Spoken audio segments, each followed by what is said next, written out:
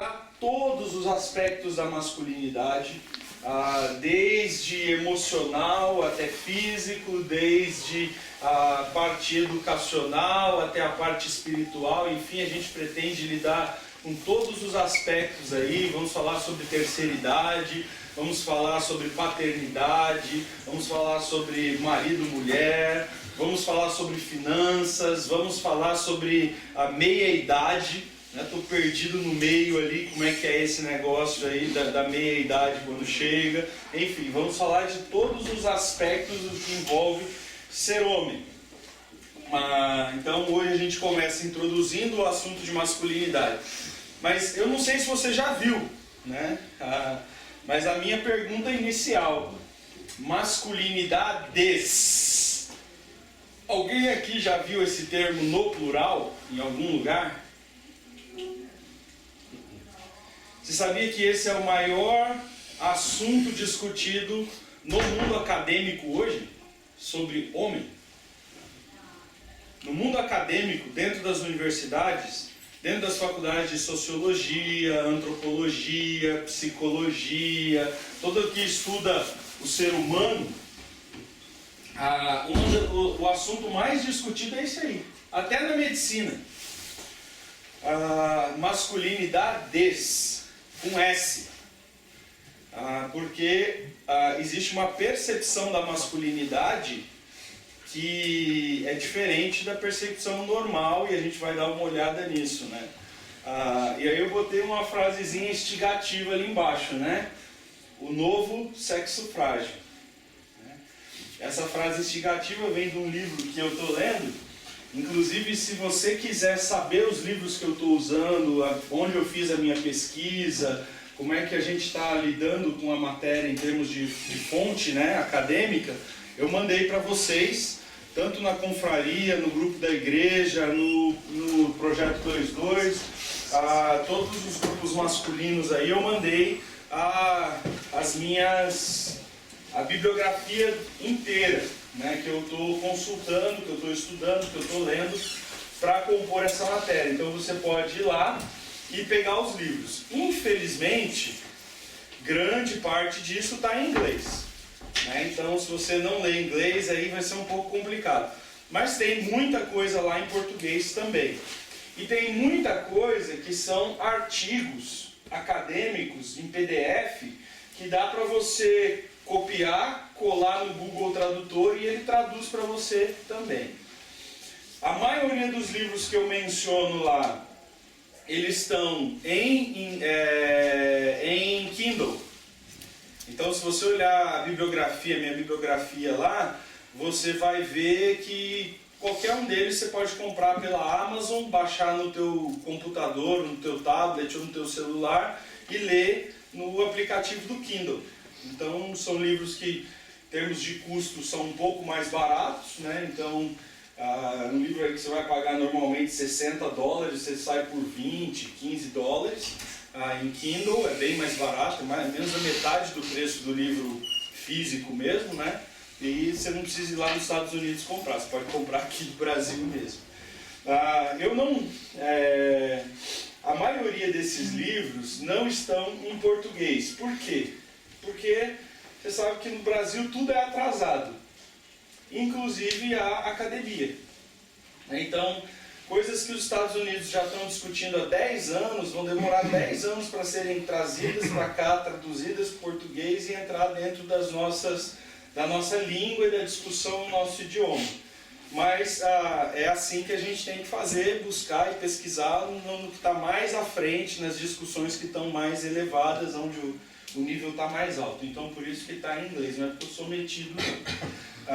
Eu não gostaria, eu queria que tivesse em português. Em inglês dá mais trabalho. Bom, basicamente é isso. Então a gente vai orar e vamos começar o nosso assunto aí, introdução à masculinidade, né? O que é ser masculino ou masculinidades, né? No plural, que é a grande discussão contemporânea atual. Vamos orar. Papai, muito obrigado por esse momento, muito obrigado por essa aula, por essa oportunidade. Hoje, mais especificamente, a gente não vai estudar a tua palavra, a gente vai estudar um pouco do que o mundo está falando acerca de ser homem, mas eu quero te pedir que o Senhor se faça presente aqui, mesmo que seja numa discussão mais voltada para os aspectos mundanos, mas que a tua presença se faça ajudando a gente a olhar para o que o mundo pensa e ter uma consciência geral de como eles estão pensando e de como isso até formata a gente, molda a gente como homem, mesmo sem a gente pensar sobre isso. E que o Senhor nos ajude quando semana que vem a gente abrir a Bíblia e olhar o que é uma masculinidade segundo os aspectos da Bíblia, a gente possa estar preparado para lidar com as áreas das nossas vidas que não estão de acordo com a tua palavra.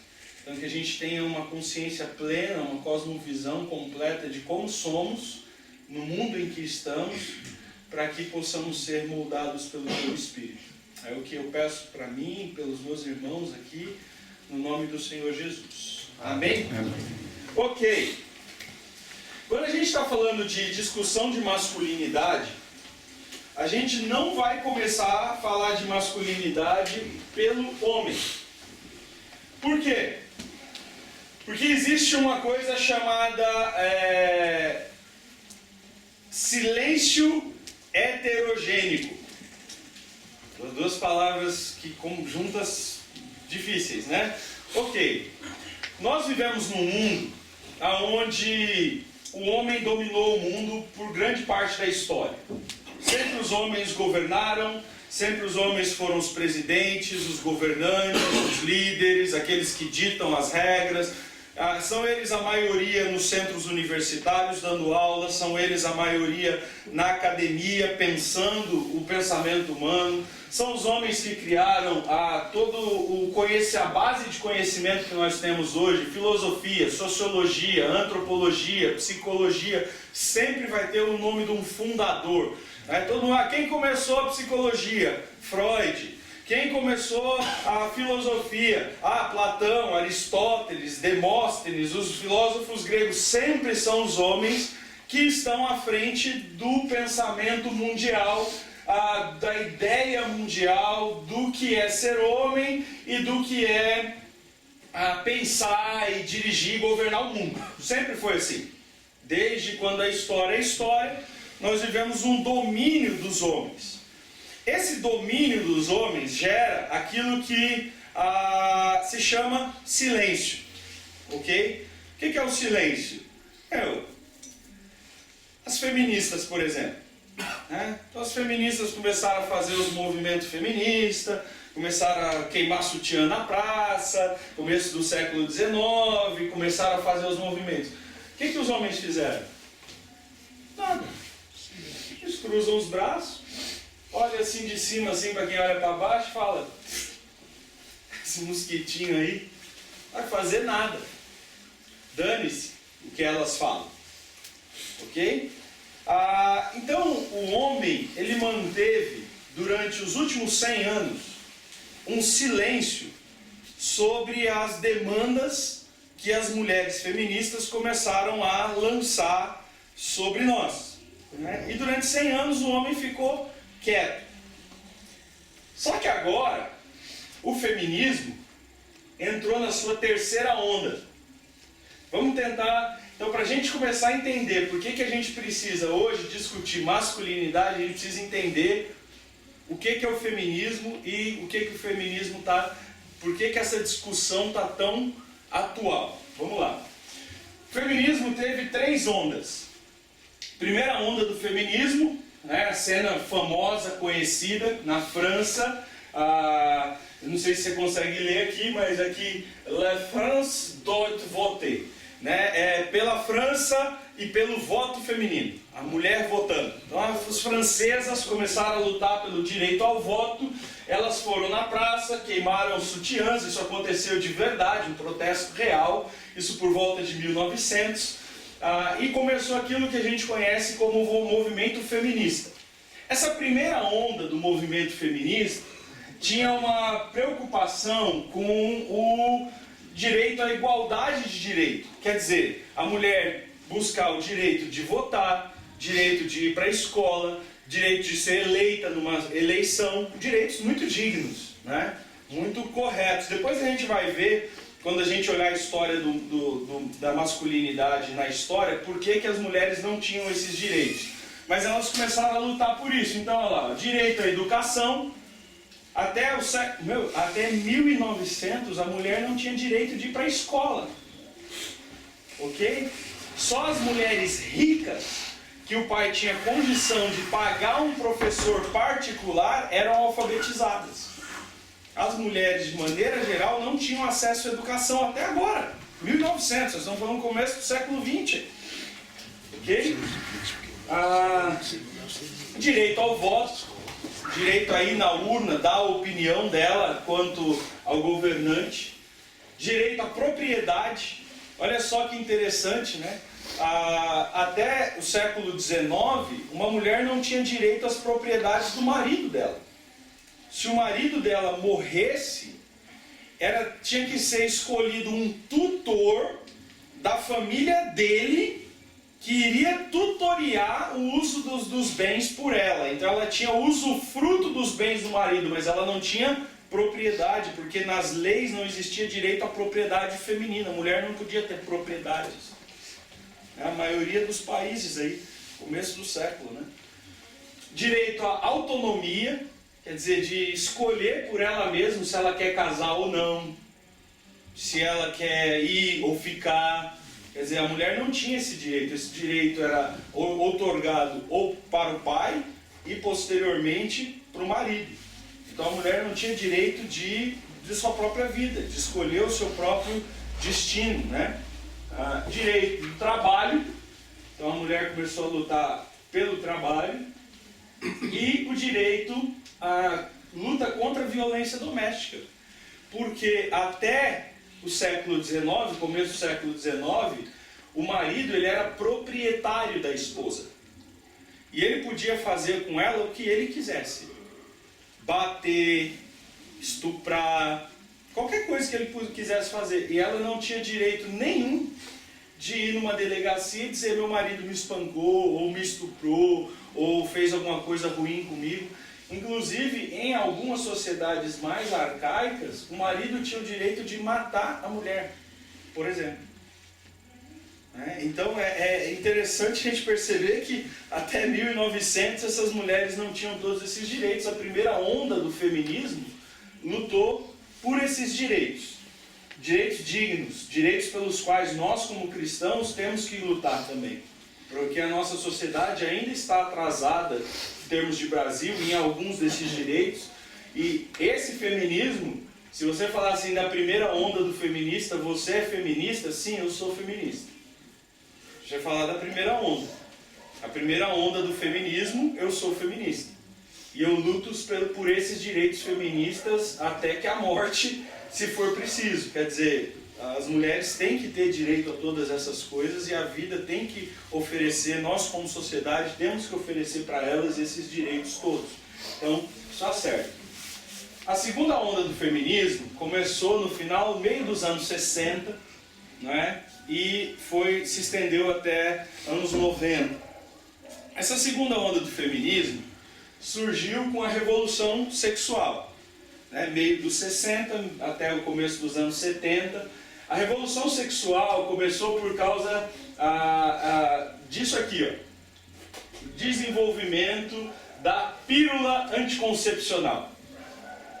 Porque até então, a mulher não tinha direito a ter liberdade sexual. Por quê? Porque se ela saísse transando por aí, o que ia acontecer com ela? Engravidar. Né? O homem sempre foi livre sexualmente. Aliás, o homem sempre foi promíscuo e saía transando por aí com todo mundo e fazendo filho para tudo que é lado, igual meu pai, por exemplo. Meu pai nasceu em 1920. Né? Meu pai teve 6 mulheres, tem mais de 8 filhos e tem gente que a gente nem sabe que é filho, mas deve ter por aí no mundo. Né? Porque era assim que o homem era. Mas a mulher não tinha essa liberdade. Por quê? Porque a mulher tinha a gravidez. Aí, em 1970, desenvolveram a pílula anticoncepcional. E a pílula anticoncepcional deu para a mulher a condição dela fazer a mesma coisa que o homem já fazia, sem engravidar. E aí as mulheres começaram a dar igual chuchu na cerca, né? E começaram a dizer, quem determina a minha sexualidade agora sou eu. Né? Então a revolução sexual surgiu principalmente a partir disso aí, quando as mulheres se sentiram livres, sexualmente falando, de fazer sexo sem necessariamente ter uma gravidez como consequência. Então o controle de natalidade foi muito reforçado nessa época, e a segunda onda do feminismo lutou bastante para que a pílula anticoncepcional se tornasse acessível a todas as mulheres. Então, depois do desenvolvimento, as mulheres foram lutar para que todas as mulheres tivessem acesso à pílula, né? Tem até música aí, né? Eu vou tomar a pílula e não sei o que lá e tal, da década de 60, 70, falando sobre isso. Obviamente, uma outra luta que veio no 1978 é a legalização do aborto, né? Porque nenhum método contraceptivo é 100% eficaz. Nenhum deles funciona 100%. A pílula falha, principalmente lá no começo, quando ainda não existia a pílula do dia seguinte, e a pílula estava começando a se desenvolver e as mulheres aprendendo a usar. Então muitas engravidaram nessa de sair dando torto e direito, e aí elas foram lutar para abortar essa criança que ela não queria, né? Então isso foi a segunda onda do movimento feminista, né? A liberação sexual, o aborto e a legalização do divórcio. Porque as mulheres conseguiram na primeira onda o direito individual, só que o divórcio era crime. Aliás, no Brasil o divórcio era crime até 1970. Não, desculpa, 80. No começo dos anos 80, no Brasil o divórcio ainda era crime. Existia só o desquite. Né? Então você ia lá na justiça, fazia um processo enorme para o juiz dizer assim: vocês podem morar em casa separado, mas continua casado. Esse é o desquite. O divórcio não existia.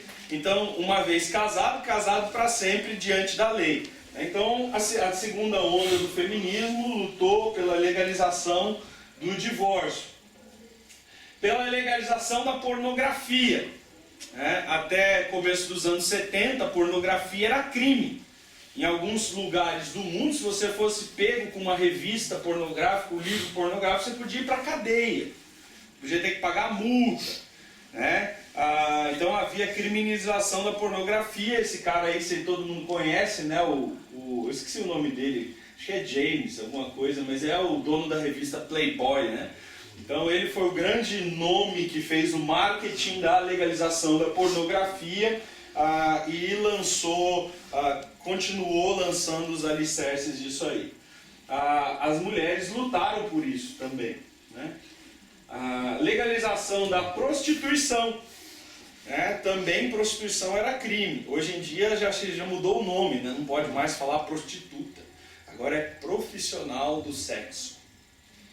Tem carteira de trabalho assinada e tudo, tem registro em carteira, tem direito à aposentadoria, tem todos os direitos legais trabalhistas, né? São os trabalhadores do sexo, tanto na indústria pornô quanto na rua, né? Então já em países onde o movimento feminista avançou mais com as suas bandeiras, como os Estados Unidos e outros países, é assim que funciona. Elas têm todos os direitos trabalhistas, como elas e eles, né? Porque tem os homossexuais e os travestis masculinos, né? Os pederastas, né? Que é chamado travesti masculino.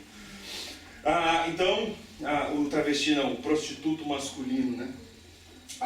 Então essa ideia começou a avançar, né? Junto todo com essa onda da liberação sexual. A descriminalização da homossexualidade, né? No Brasil até a década de 80, praticar, que era na lei, se chamava de sodomia, né? Que é o sexo entre dois homens, né? Era considerado crime. Essa foi uma luta do feminismo para que essa turma se fosse descriminalizada. Agora, a pergunta é, se o feminismo está lutando pelos direitos das mulheres, é aqui que começa a coisa a inverter os papéis. A primeira onda do feminismo lutou pelos direitos civis das mulheres. Estou de acordo, vamos embora. A segunda onda do feminismo lutou pela liberdade sexual das mulheres.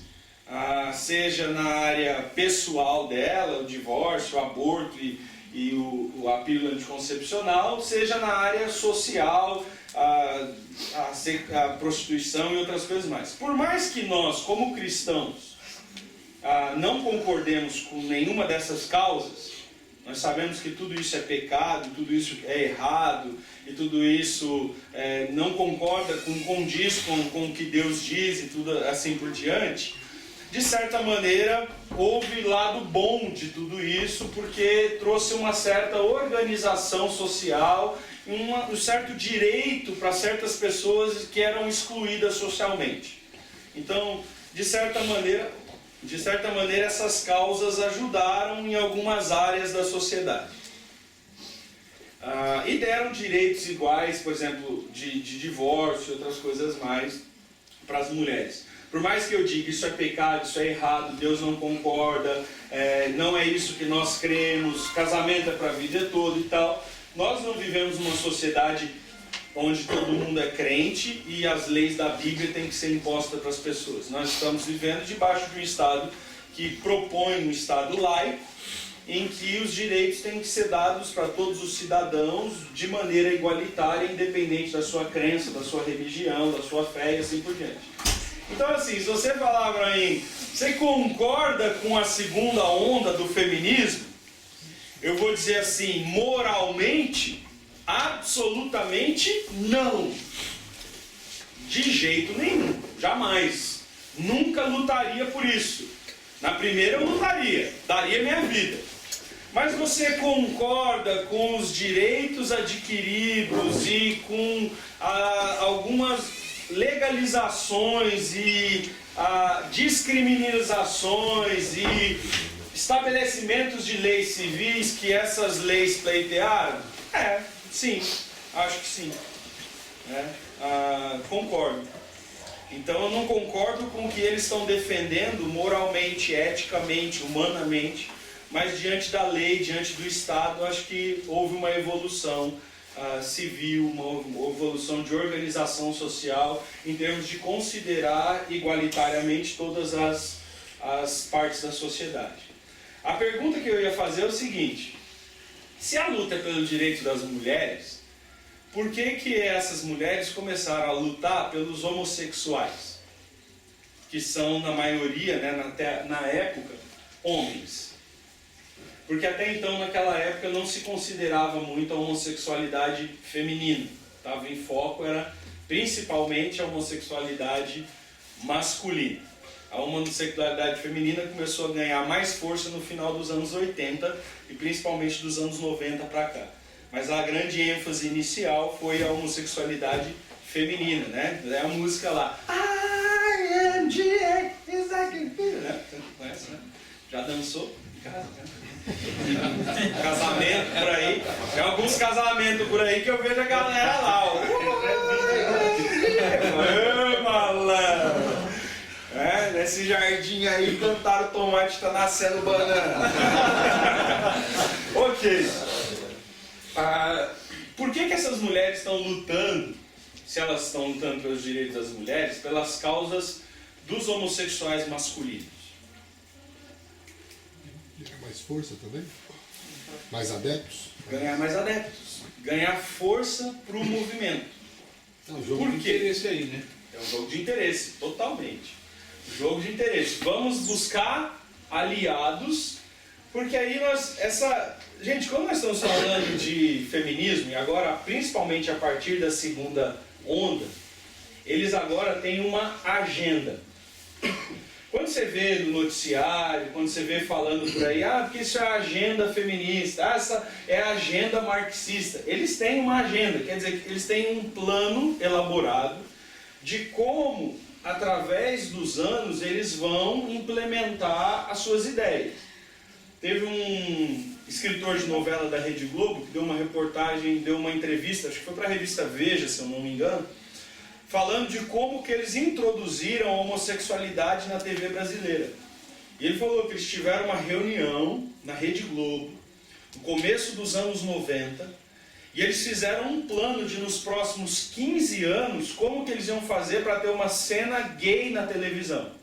Olha só, 15 anos antes, os caras estão sentados numa sala, diretores de novela, diretores da Rede Globo, e eles estão planejando, vamos elaborar um plano que vai seguir uma agenda específica, com datas e coisas bem pontuais, para daqui a 15 anos a gente conseguir botar um cara na cama com outro cara pelado na televisão. Como é que a gente vai fazer isso? Então eles começaram a elaborar, eles botaram primeiro um homossexual. Nas primeiras novelas que começaram a aparecer homossexuais, no começo dos anos 90, eles começaram a botar homossexuais que não tinham nenhuma relação sexual com alguém. Ele não tinha ninguém, um homem que ele estava apaixonado, nem nada. Era aquele homossexual engraçado, caricato, divertido. Lembra do aquele cara da escolinha do professor Raimundo? O Seu Peru. Lembra o Seu Peru? O Seu Peru nunca deu nenhuma brecha de qualquer conotação sexual, mas todo mundo ria com o Seu Peru. Então foi o primeiro. Lançou o Seu Peru. Todo mundo via aquela bicha afetada, toda munhecada, toda quebrada, aquele negócio todo. Todo mundo dava risada com aquilo. Todo mundo achava aquilo engraçado. A partir do momento que as pessoas se abriram, porque quando você ri de alguma coisa, ao invés de você se chocar com alguma coisa, é aí que está o ponto. Quando você visse um homossexual afetado, a reação natural de um cristão deveria ser: peraí, isso está errado. Mas eles conseguiram mudar essa perspectiva quando eles começaram a botar um cara afetado e divertido. E aí começou todo mundo rir, ao invés de se chocar, de se escandalizar. A partir do momento que as pessoas estão rindo, ao invés de se chocar, já tem uma abertura. Então nas novelas seguintes, eles botaram homossexuais apaixonados por algum homem, mas sem ter qualquer reciprocidade desse homem. Então era aquela paixão platônica que nunca ia ser realizada. Não sei se você lembra de uma novela que a Rede Globo fez, que se chamava Chocolate com Pimenta, que tinha o Petrúquio, e tinha lá um menino que se vestia de mulher, né? Porque a mãe queria ter uma filha, alguma coisa assim, e ele tinha uma paixonite lá, mas nunca realizada, ele só quebrava a cara com essa paixonite e tal, e no final da novela ele virou homem, inclusive. Ok, esse é a transição. É engraçado, é divertido, mas já tem um objeto de desejo, masculino com homem. E assim eles foram fazendo, novela após novela, até que há 2 anos atrás eles botaram uma cena de 2 homens realmente pelados na cama, numa conotação sexual totalmente explícita, e isso foi aceito pela sociedade. Normal. Até atrizes famosas, né, como a Fernanda Montenegro, né, fez um beijo gay com uma outra mulher idosa, né, numa novela, e normal, não escandalizou mais. Por quê? Porque rompeu aquele vínculo de escândalo que tinha 15 anos antes. Então existe uma agenda, existe um método. Agora, essa agenda da ligação das feministas com os homens homossexuais tem um propósito: ganhar força para a terceira onda da agenda feminista. Qual é essa terceira onda, né? A terceira onda, você já vai ver aqui, eu peguei essa foto porque ela é histórica e pontual nesse sentido. Você tem mulheres e gays juntos, né? Já falando numa linguagem que publicamente a mulher jamais falaria, porque antes, mesmo as mulheres da primeira onda achariam um absurdo o que essas meninas da terceira onda estão fazendo. Elas já não estão saindo queimando sutiã, elas estão saindo sem sutiã. Eu peguei uma foto aí onde elas estão de sutiã, porque tem um monte de homem aqui e eu não queria gerar nenhum pensamento errado em vocês. Mas a maioria das fotos da terceira onda que estão na rua, elas não queimam o sutiã. Elas já tiram a camisa e vão para a rua de peito de fora. Né? E elas não têm problema de chamar a elas mesmas de vadias. Né? A marcha das vadias. Porque era o termo usado no começo dos anos 90, quando elas começaram a terceira onda do feminismo. Isso é um bando de vadia, isso é um bando de gente à toa, que não tem nada para fazer da vida, de vagabunda, mulher da vida. Né? E assim por diante se usava. Mas agora a igualdade, a luta delas, então essa agenda da terceira onda é a seguinte. Primeiro, atacar duramente o machismo. Em particular, aquilo que elas chamam de feminicídio. O que elas estão dizendo? Que a agressão a uma mulher não é igual à agressão a um homem. Que a violência contra a mulher deve ser tratada de maneira distinta e separada da do homem. O que isso mostra pra gente em termos de sociedade?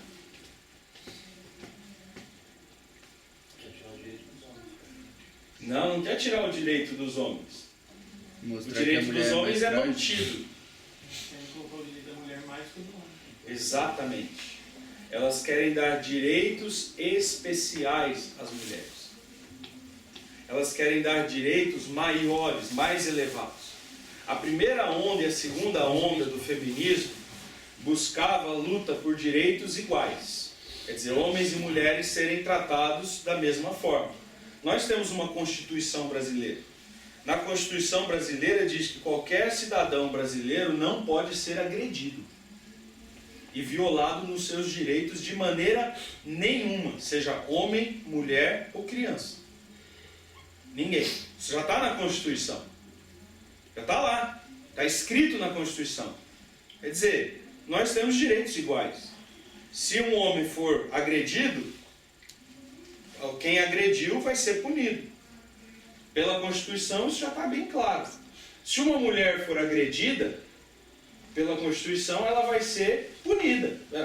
Quem agrediu vai ser punido, seja mulher ou seja homem. A lei é igual. Elas já tinham conquistado esse direito. Em 1989, quando foi feita a Constituição brasileira, os direitos já eram iguais acerca da violência. Só que agora elas criaram novas leis. Elas criaram a Delegacia da Mulher, elas criaram a Lei Maria da Penha, e elas agora estão criando uma nova lei, estão lutando por uma nova lei, que já foi aprovada, inclusive, que é o feminicídio. Quer dizer, o assassinato de uma mulher não é igual ao assassinato de um homem. O assassinato de uma mulher é mais grave do que um assassinato de um homem, e a lei tem que tomar uma posição mais rígida com o assassino da mulher do que com o assassino do homem. Aí nós não estamos falando mais de direitos iguais. Nós estamos falando de direitos especiais. Essa é a segunda, a terceira onda do feminismo, que vai classificar a mulher acima do homem. Okay? A mulher está acima do homem. Eu escrevi uma frase essa semana e é verdade.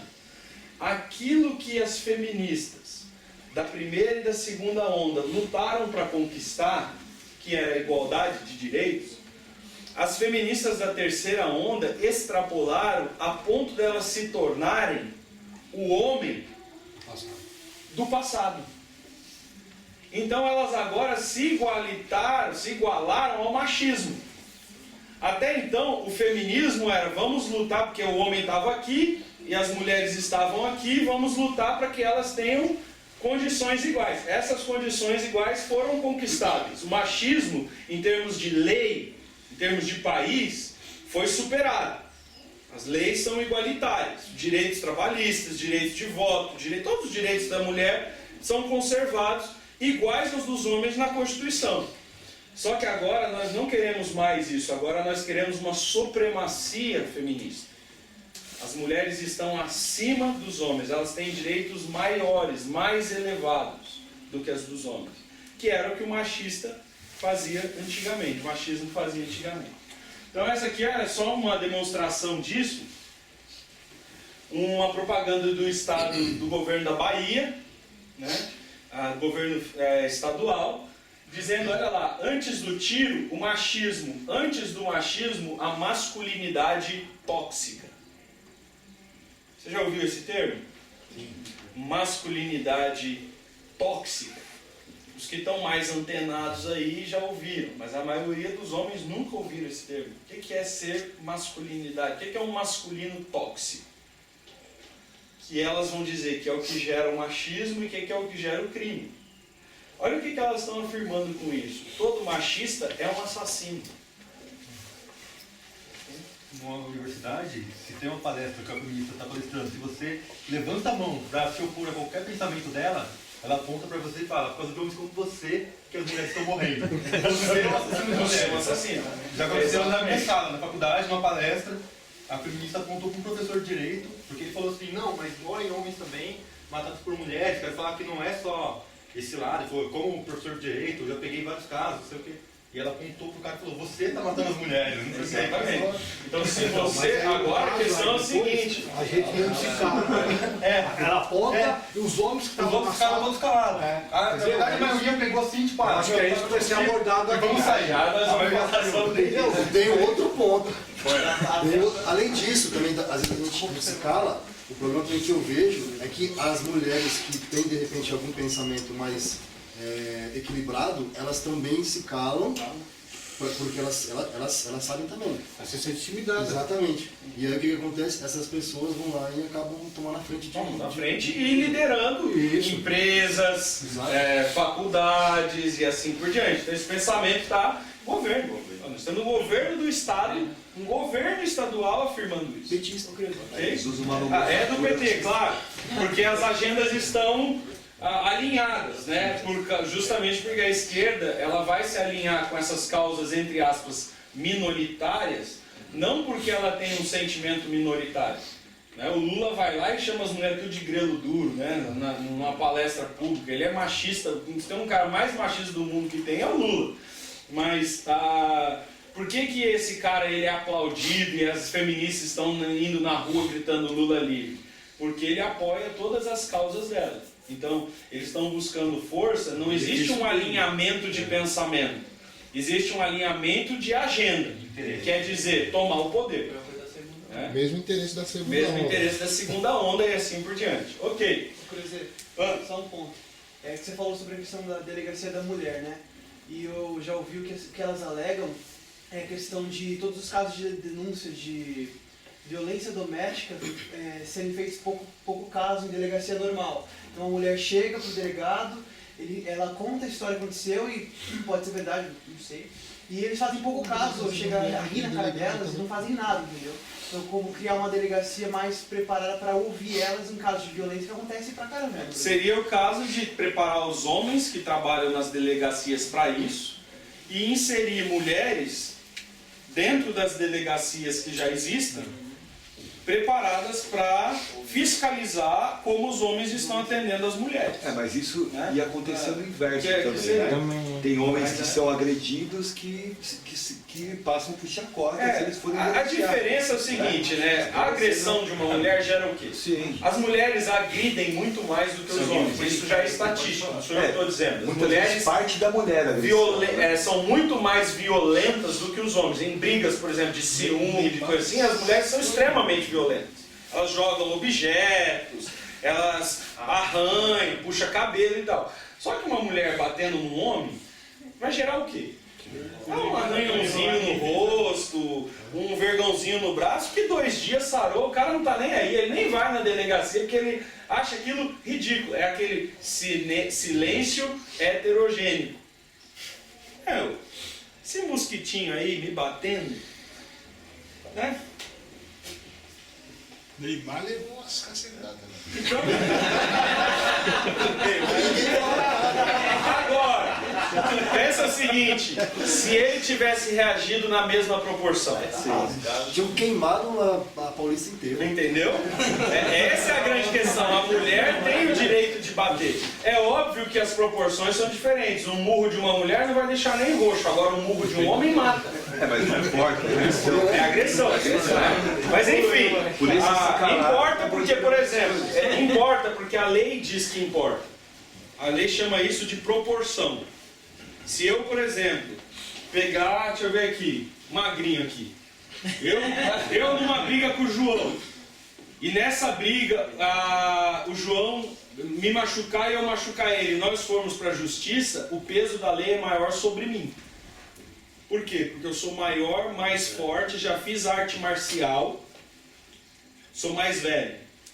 Então a lei lida com proporção. Aquilo que no futebol vocês conhecem a regra, foi desproporcional. O carrinho foi desproporcional.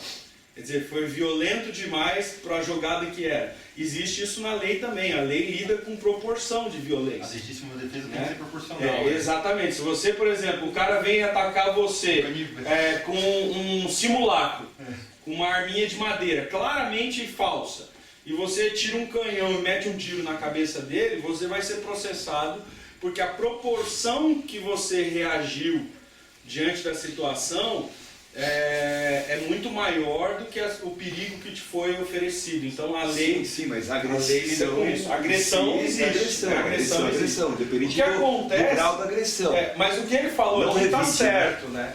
As mulheres não eram protegidas nas delegacias de maioria masculina. Então ele tem razão no que ele está dizendo.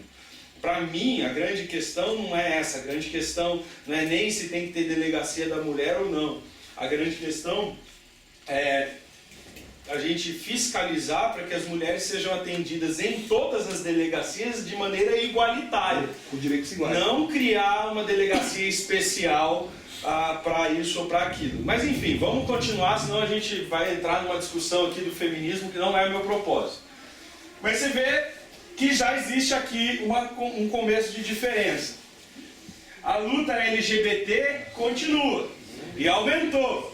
Não são mais gays, agora são gays, lésbicas, travestis, queer,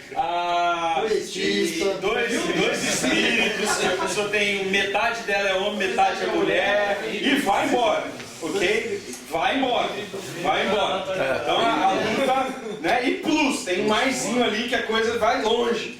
Nos dicionários de psicologia já existem mais de 100 catalogações de tipos de sexualidade diferente. Em algumas faculdades, quando você entra para preencher um formulário, tem mais de 50 opções sexuais, 67. Por lei nos Estados Unidos, tem que ter 67 opções na... mínimo, né?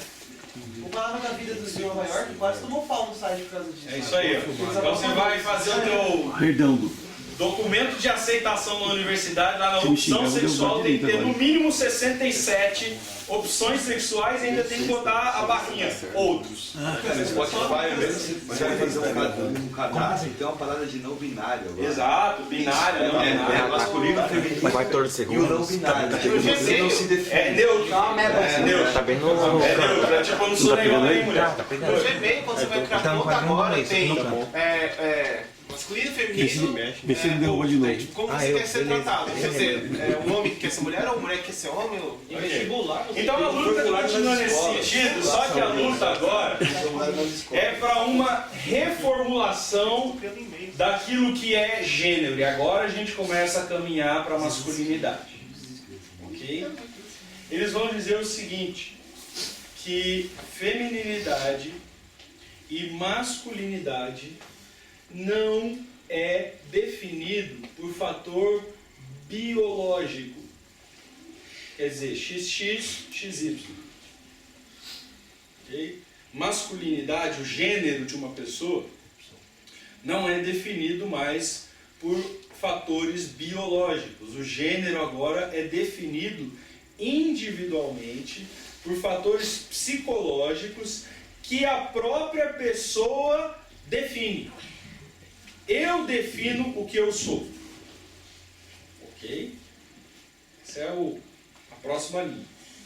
Já já a gente vai chegar lá. Meu corpo, minhas regras. Então a luta pelo aborto continua, ganhando conotações ainda mais graves, né? Essas mulheres foi um protesto feito já há muito tempo sobre a menstruação, né? Algumas mulheres inclusive pegaram sangue menstrual, passaram no rosto, tiraram foto no Instagram e é uma declaração delas claramente de eu não tenho nojo do meu próprio corpo, eu não tenho mais nojo de mim mesma, eu não tenho mais nada, eu vou lutar com vocês pau a pau. Né? Não tem, isso aqui é uma declaração explícita, aberta de guerra. Né? Eu sou tão potente na minha luta contra você que eu não tenho mais limites. A menstruação não é mais uma coisa que me diminui ou que me inferioriza. Né? Então essas mulheres elas estão indo um passo adiante no combate. Inclusive hoje em dia tem mulheres que não usam absorvente. Não usam assim. E vão para a rua sim, vão para a faculdade assim. Né? Nas faculdades federais é normal. Você vê cenas como essa aí. Okay? E aí chegamos no homem. Qual que é o último tiquezinho dessa terceira onda? Porque nós já estamos chegando no final da terceira onda. Elas querem que essa última coisa aqui, nos próximos 10 anos, em países como o Canadá, já foi. Brasil, nos próximos 10 anos vai ser. Né? A luta delas é pelo fim do patriarcado e aquilo que a gente chama de empoderamento feminista. Vou trazer uma palavra mais clara para que fique evidente. É supremacia feminista. É uma sociedade gerida, governada, priorizada para as mulheres. É a mulher acima dos homens, com direitos maiores do que os homens, e que agora tem o poder nas mãos. De fato, o poder. Então, aquilo que o machismo era, nós igualamos nas duas primeiras ondas, e agora nós superamos. Nós estamos acima dos homens. Você pega toda a série, hoje praticamente todo filme tem essas ideias, né? Mas a série La Casa de Papel, não sei se você assistiu ou quem assistiu, você vê nitidamente assim, várias ideias, né? Eles tentam destruir, tem uma cena que a mulher quer falar que agora seja um matriarcado, né? Você vê os personagens claramente defendendo ideias. Essa agenda, ela está plenamente colocada na televisão e no cinema. Avengers. Assistiu Avengers lá, Avengers Ultimato, agora esse último, né? Começa a primeira tentativa de luta contra o Thanos, os homens apanham sumariamente, e na segunda tentativa as mulheres falam, peraí, vocês não aguentam, deixa que a gente vai. E aí a grande heroína do filme ali, a herói mais super poderosa, é aquela loira, como é que é o nome dela? Capitã Marvel. É a Capitã Marvel. Né, que foi o ícone da segunda onda do feminismo, que está sendo agora retomada para essa terceira onda, e é ela que é mais poderosa do que todo mundo. O filme, né, termina com, se você não assistiu, desculpa, vai ter spoiler, com a morte do Homem de Ferro, né, do Homem de Ferro. Ele morre no final. Nas revistas em quadrinhos tem o novo Homem de Ferro. Sabe como ela é?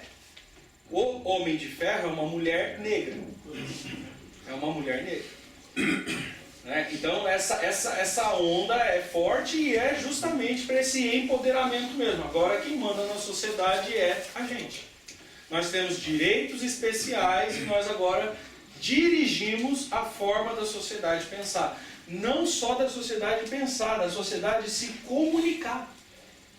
Em países em que o feminismo avançou em proporções plenas e chegou ao fim dessa terceira onda, por exemplo, o Canadá, eles estão agora discutindo no Senado canadense uma lei que proíbe você chamar uma pessoa de ele ou ela.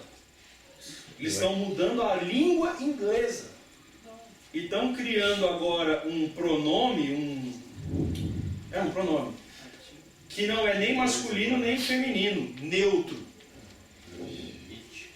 Né? Um pronome neutro, que não é o it, porque o it é para coisas. Eles estão criando para pessoa, um pronome pessoal neutro. Por quê? Porque agora não pode mais falar ele ou ela. Porque alguém que aparentemente é ele pode ter uma alma feminina. E ele vai se sentir ofendido. E alguém que aparentemente é ela pode ter uma alma masculina. Ele vai se sentir ofendido. Então agora, olha só. No Canadá, eles estão mudando o idioma inglês. Né? E as leis são extremamente firmes no Canadá. Olha só. Se alguém contar uma piada numa roda que envolve fazer chacota ou de um homossexual ou de uma mulher, e você está na roda junto e dá uma risada da piada, e aquela pessoa, um homossexual passar, alguém ver, se sentir ofendido, ele vai te processar, ele vai ganhar o processo, 100% de certeza, e todas as pessoas que estavam na roda, seja quem contou, seja quem riu, vai ser implicado legalmente também. Com multa, com punições, com uma série de condições aí. Então, isso já é fato no Canadá, já é fato na Suécia, já é fato na Inglaterra, ok? Já em grandes países do mundo isso já está começando. Já está começando essa onda ganhar poder nos Estados Unidos, ainda não totalmente, por causa do Trump, mas saindo o Trump e entrando um democrata, certeza que isso vai ganhar uma força muito maior, principalmente se for a Hillary Clinton. E aqui no Brasil, a possibilidade de isso ser fato nos próximos 10, 15 anos também é verdade. Também é verdade. Saindo o Bolsonaro, qualquer um que entrar vai isso implicar, trazer implicações civis e sociais e assim por diante. Conversando com algumas amigas psicólogas lá do Pará, elas estão falando também que na academia já tem um estudo sobre um novo feminismo, sobre a diferenciação do feminismo branco e do feminismo negro, falando que as mulheres brancas da alta sociedade, elas têm uma visão um pouco deturpada do que é ser mulher, por tudo que cerca elas, e que o feminismo negro realmente luta pelo pobre, luta pela mulher preta, né, como eles falam. E eles estão causando briga entre eles. Sim. As divisões são inúmeras e isso está gerando uma nova visão da masculinidade. Okay? O que é ser homem está sendo ressignificado. Porque agora, se você é um homem como se normalmente entendia ser homem, até os dias de hoje, você é um assassino. Né? Olha aqui, ó. Destrua o patriarcado. Não ao planeta, não o planeta, né? Estuprador é filho saudável do patriarcado. Então, todo homem, né, que até então era considerado machismo, isso teve uma igualdade e as mulheres conquistaram muitas coisas boas, até talvez metade da segunda onda ali, para a sociedade. E homens e mulheres começaram a ser cada vez mais igualitários. Havia ainda alguns pontos a ser tratados, mas de maneira geral as leis já eram assim. Só faltava praticar as leis, mas isso já havia. Então já estava tudo ok. Você podia ser homem e não ser machista. Eu não me considero machista. Né?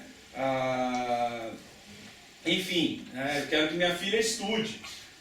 Eu sou a favor de todas as lutas da primeira onda do feminismo e até socialmente, civilmente, concordo com grande parte da demanda da segunda onda da segunda onda do feminismo. Então, não sou machista. Eu poderia até me considerar, até, vamos dizer assim, começo dos anos 80, um feminista. Né? Um feminista, né? Aí você é machista. E eu poderia dizer para um homem e falar, você está sendo machista, né?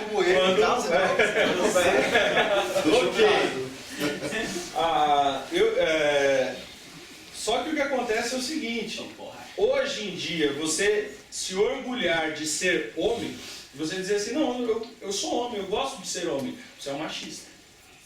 Por quê? Porque agora você não pode mais gostar de ser homem. Porque quem domina e governa é a mulher. Então nós temos que matar com toda a liderança masculina. Porque quando ela está dizendo destruam o patriarcado é aquela instituição social, nós já vamos ver isso organizado na história do machismo, da masculinidade, do machismo também, da masculinidade, que o homem era o líder, né? Por mais que ele não fosse feminista, né? Por mais que ele não fosse machista, eu não sou um homem machista, mas eu sou o líder da minha casa. Eu não preciso ser machista para dizer eu tenho liderança, né? Até eu estava conversando essa semana uma coisa interessante, né? Eu nunca vi as feministas lutarem para que todas as mulheres prestem serviço militar obrigatório, né? Nunca vi isso acontecendo, né? Nunca vi essas mulheres lutando para que as mulheres tenham acesso ao cargo de pedreiro, ao cargo de gari, ao cargo de motorista de busão, né? Elas estão sempre lutando pelos cargos de diretoria nas empresas. Os dados estatísticos que você vê as feministas usando é porque as mulheres não são diretoras de empresa. Não diz assim porque as mulheres não têm o mesmo número de mulheres pedreiro do que os homens. Não tem o mesmo número de mulheres no exército do que os homens. Elas não lutam por isso. Aquilo que é difícil, né, entrar numa rede de esgoto cheia de cocô e rato e barata e limpar esgoto, elas não vão lutar para direitos iguais das mulheres. Elas querem governo, diretoria, enfim, né, os altos cargos, os altos escalões. Mas na pobreza, na rede baixa da sociedade, esses direitos iguais não são procurados de maneira igualitária. Fala. Eu percebo assim que o feminismo ele nada mais é, ele só ocorreu, ele só aconteceu por causa do próprio machismo, né, ao longo da história. E todo assunto de mobilidade pública, assim, maltratado, mal gerido, ele acaba caminhando para o caos, né?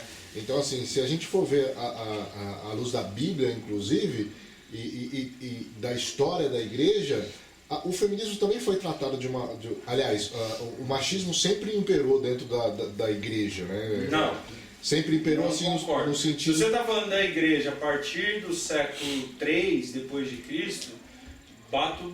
Não, martelo, concordo. Agora, eu tô querendo dizer não na história da igreja livre, eu tô falando na história da igreja cristã. Ok, tá. Onde sempre foi falado de uma visão deturpada que a mulher tem que ficar calada na igreja, que a mulher isso, que a mulher aquilo. Não. A mulher tem que ficar calada na igreja de um ponto de vista. Qual o ponto de vista que a mulher tem que ficar calada na igreja? A mulher não pode abrir a boca na igreja? Não, minha mulher está dando aula ali. Exatamente, mas você mesmo sabe que a igreja antiga proibia isso. Não, isso não podia jamais. Né? Isso é machismo. Era uma igreja machista. Então, e a igreja fazia isso. Então, assim, dentro da igreja já acontecia isso, né? A minha reação à tua fala inicial foi assim: a gente tem que distinguir, né? O que eu queria deixar claro, eu concordo com você. Mas o que eu queria deixar claro é o seguinte: uma coisa é a Bíblia, outra coisa é a prática da igreja. Nem sempre aquilo que a igreja praticou durante a história é uma boa interpretação da Bíblia. Então, exatamente. Ela é paralela à sociedade. Exatamente. Porque é o seguinte: muitas vezes a igreja é mais influenciada pela sociedade machista do que pelas escrituras. Então, nossa igreja não é uma igreja machista, porque tem mulheres ensinando e dando aula e pregando, mas conforme os padrões da Bíblia. Mas ainda hoje tem igreja que não permite isso, né? Não, porque é errado, é pecado. E tem o oposto. E tem o oposto também, que é a mulher que está pregando no domingo à noite lá, que é uma igreja de agenda feminista. Então a gente tem que ter cuidado com essa coisa, né? Uma coisa é a Bíblia, né? Porque recentemente o Ed Renekiewicz escreveu um artigo na revista Veja, ou na Folha de São Paulo, agora não me lembro, acho que é Veja, né? Eu tentei acessar o artigo, mas eu não sou assinante da Veja, a Veja não deixa. Mas eu peguei só uma parte do artigo que um amigo meu citou. Mas ele fala que Paulo é machista e que tudo que Paulo fala acerca da mulher tem que ser desconsiderado e nós temos que fazer uma releitura da Bíblia à luz da sociedade contemporânea. Quer dizer, à luz da agenda feminista. Eu até vi um vídeo também falando exatamente isso, de Paulo, machista, essas coisas. Porque o que Paulo pregava foi há 2000 anos atrás, mas o que é interessante é que o que o Paulo pregava na época já era de 4000 antes dele, né? Então, assim, na época ele também já estava falando de uma coisa bem antiga, né? E aí a gente vai entrar num outro detalhe, né? Que é aquela questão de que... E o Espírito Santo, que inspirou o texto, era machista também? Se for ele, Aí é o que é o ponto, né? Nossa igreja afirma que a Bíblia é um livro inspirado por Deus. O Ed René-Kivitz não.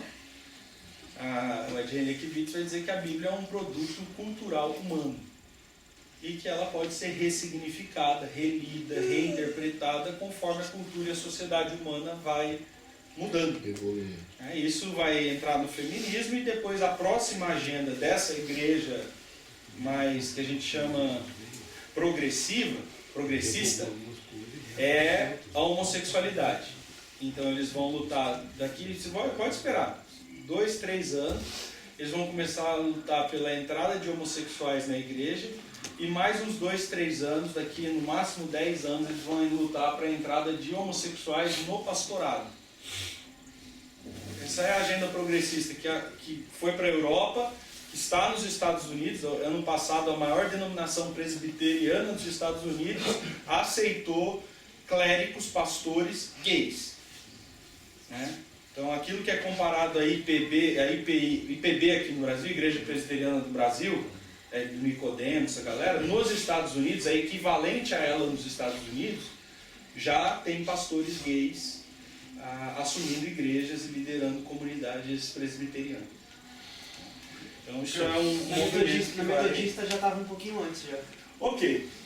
Na metodista, na anglicana, já está há mais de 10 anos. Ok. Então vamos dar uma olhada para a história da masculinidade. Né? Como é que as sociedades antigas viram ser homem? Né? Primeira sociedade que eu selecionei, sociedade grega. Estou falando do século 2 e 3 antes de Cristo. Né? Então, falando dos gregos. Né? Essa é uma imagem típica dos deuses gregos. Esse aí é o deus grego Zeus. Ele tem teria na mão ali um raio. Pergunta para você. A primeira coisa que o Nemuel olhou e falou assim: pá, que pinto pequeno. Mas anda lá, esses caras estão tudo certo. Eu não ia prestar tanta atenção porque o meu é mais ou menos assim, mas deixa pra lá. Agora a pergunta é: por que os gregos faziam homens enormes, fortes, musculosos e propositalmente faziam pênis sempre pequenininhos? Era egoísmo na época. Porque na sociedade grega era um absurdo ter um pênis grande. Os gregos chamavam quem tinha pênis grande de bárbaro, de ignorante. Quem valorizava o tamanho do pênis, existem textos de medicina, existem textos de filósofos gregos, dizendo que a proporção do tamanho do pênis, quanto maior, né, mais estúpido, ignorante, imoral é este homem. Então, na sociedade grega, o pênis pequeno era muito valorizado. Por quê? Porque os gregos, eles eram estoicos. O estoicismo é uma filosofia que valorizava a rigidez, o controle, o domínio. Quer dizer, controle pleno de si mesmo. Então, numa sociedade grega, o corpo deveria ser dominado, o corpo deveria ser controlado, o corpo deveria ser enrijecido. O que eles faziam? Musculação.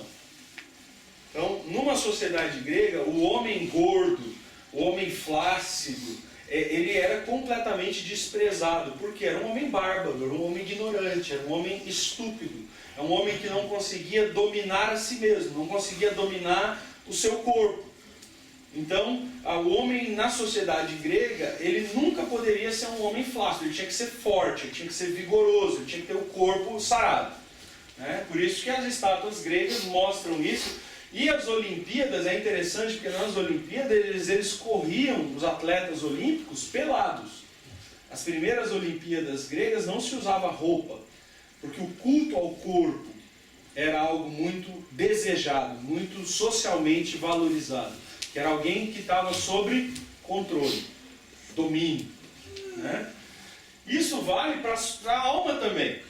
Então um homem grego ele tinha que ser racional, inteligente, ele tinha que ser prudente, ele tinha que ser calmo, ele tinha que ser sábio, ele não podia agir de ímpeto, ele tinha que ser temperante. Qualquer tipo de ação mais exacerbada, mais impensada, era extremamente criticada. Então o homem era aquele que tinha que ter autocontrole, né? E eles se consideravam muito mais elevados do que as mulheres por causa disso. Porque as mulheres eram mais dadas às emoções.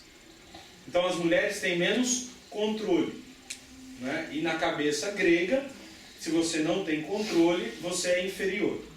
Seja homem, seja mulher, seja lá o que for. Então o homem ele é controlado. É daí que vem, na nossa cultura, o pensamento de que homem não chora. O homem não chora. O homem controla as suas emoções. O homem ele é estoico. Ele é equilibrado, ele é calmo, ele é prudente, ele não age estabanadamente, ele não sai fazendo, ele para pensar. É um homem que na cultura grega é super valorizado. Os valores também tinham que ser controlados. A honra, o autocontrole, a lealdade, a integridade, a coragem na batalha, a falta de medo da morte. O grego não tinha medo da morte. Aliás, o grego encarava a morte muito bem. Se você chegasse numa sociedade grega e falasse assim, quem tem medo de morrer? Eles falavam assim, não, ninguém aqui tem medo de morrer. Medo de morrer por quê? Na verdade, eles desejavam morrer na guerra. Né? Se falasse com um soldado grego assim, não, você vai morrer de velhice. Isso é uma ofensa. Por quê? Porque se eu vou morrer de velhice, eu vou morrer por fatores que eu não controlo. Agora, numa batalha, eu morro por fatores que estão debaixo do meu controle, da minha decisão. Eu decidi lutar, eu decidi encarar, eu decidi ir para a guerra, e se eu morrer, eu morro porque eu quis morrer. Então, o controle era algo extremamente relevante para os gregos. Se você já assistiu aquele filme Alexandre o Grande, quando eles vão lá para... Alexandre o Grande, não, desculpa, Troia. Quando ele vai para aquela primeira batalha, que é escolhido um troiano e como é que são os outros? Enfim, os inimigos dos troianos lá. Você, hã? Não, eles têm outro nome. Troianos e... Não lembro. Enfim, deixa eu falar. Os inimigos dos gregos, quando Troia oferece o seu herói para lutar, todo mundo já sabe que aquele cara vai morrer. E a mulher dele fala, não vai para a batalha. Ele falou assim, não, eu quero morrer na mão daquele cara. Porque eu vou morrer na mão dos maiores heróis do mundo. Então essa é a cabeça de um grego. Ele não tem medo. Ele controla. Né? Isso vem do estoicismo.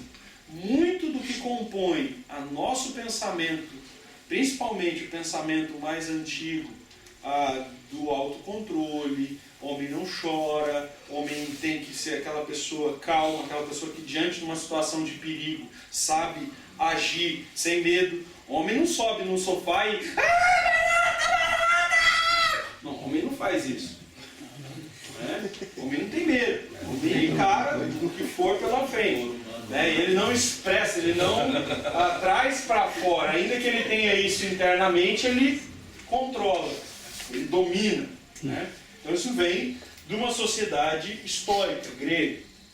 E envolve a sociedade. Né? Você tem o oikos, a família.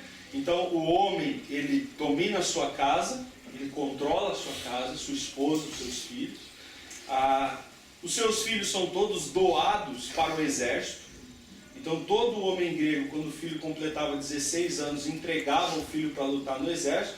E se a mulher parisse um filho com qualquer defeito, ou qualquer debilidade física, ou incompetência física, o pai matava o filho.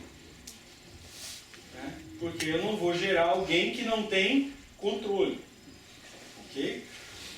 Isso tem a ver com a polis. Então a cidade grega é extremamente controlada. Tudo era decidido pela polis, pelo senado, né, por um tipo de democracia que estabelecia regras, leis e assim. Então era uma sociedade muito evoluída no sentido de leis, de regras sociais, porque tudo tinha que estar sob controle. Isso foi a primeira expressão de masculinidade. O que era para um grego um absurdo que jamais aconteceria? Perder a masculinidade. É você ser um bárbaro, é você ter um pênis grande, né? Você valorizar demais o sexo, você ser ignorante, iletrado, sem cultura, né? Você ser um aleijado, ser um escravo, você está dominado, né, por alguém que controla você, né? Ou você ser derrotado na guerra. Ele preferia morrer a admitir a derrota na guerra. Então, para um grego, a masculinidade era extremamente estoica. Ok? Os gregos passaram e uma parte da história da humanidade foi dominada pelo judaísmo. Nós somos de uma sociedade greco-romana, mas também judaico-cristã, né? Então, o judaísmo principalmente formatou a sua masculinidade com os rabinos. Quando nós estamos falando dos rabinos, nós estamos falando do século I a.C. Então, como é que os judeus formatavam a masculinidade? Rituais e liturgia para não deixar de ser homem de Deus. Se você perguntasse para um rabino judaico o que é ser masculino, ele vai dizer, é alguém que é um homem de Deus. O que ele quer dizer com isso? O que significa ser masculino para os judeus? Alguém que obedece à lei, que é circuncidado ao 8º dia. O que Paulo toma como principal fonte de poder e autoridade? Eu, que sou judeu de judeus, circuncidado ao 8º dia, instruído na lei aos pés de Gamaliel. Isso é um judeu. Esse cabra é macho. O que Paulo está, quando ele fala isso aí lá em 1 Coríntios, dizendo para os judeus, está dizendo assim, vocês estão dizendo que eu sou fraquinho, porque a minha presença física não é muito, eu não tenho muito aporte físico, sou calvo, tenho um problema na vista. Eu quero dizer para vocês que eu sou macho sim. Eu sou circuncidado ao 8º dia, eu conheço profundamente a lei, fui instruído aos pés de Gamaliel. Vocês estão falando com um homem, não me trate que nem moleque. É isso que Paulo está dizendo para os judeus que estavam criticando ele. Então, numa sociedade judaica, ser homem significa conhecer a Bíblia. Um homem que não conhecia a Bíblia, que não estudava a Torá, que não seguia os rituais da lei e que não exercia a sua função sacerdotal, seja em casa, seja fora de casa, esse cara não é macho. Macho, homem, na sociedade judaica é quem conhece Bíblia. E o autocontrole, principalmente sexual, por causa da pureza.